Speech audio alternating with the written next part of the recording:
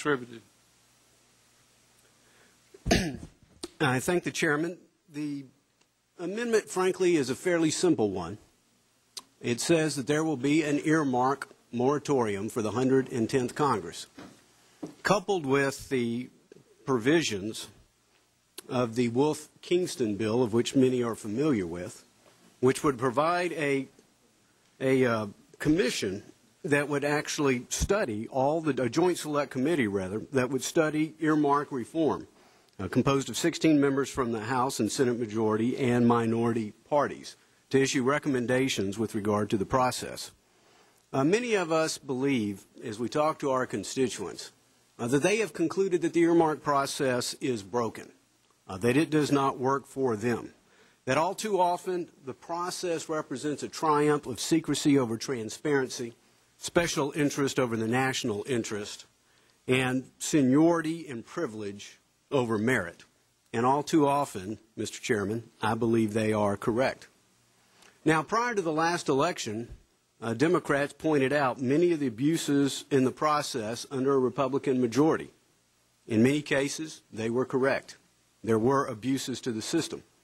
And when we were in the majority, we offered reforms, but the reforms came too late. And it was, to some extent, a part of what caused the Republicans to lose the majority.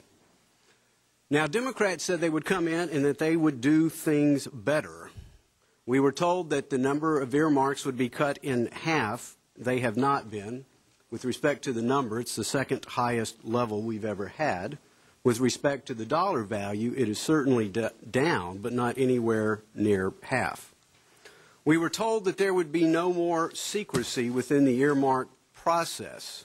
Yet, as reported in the New York Times, quote, despite promises by Congress in the secrecy of earmarks and other pet projects, the House of Representatives has quietly funneled hundreds of millions of dollars to specific hospitals and health care providers, unquote, not to mention 298 other airdropped earmarks.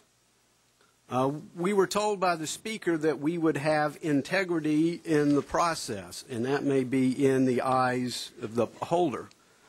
The New York Times also wrote earlier this year, quote, Representative John Murtha has procured eye-popping chunks of pork for contractors he has helped put in business in Johnstown, Pennsylvania.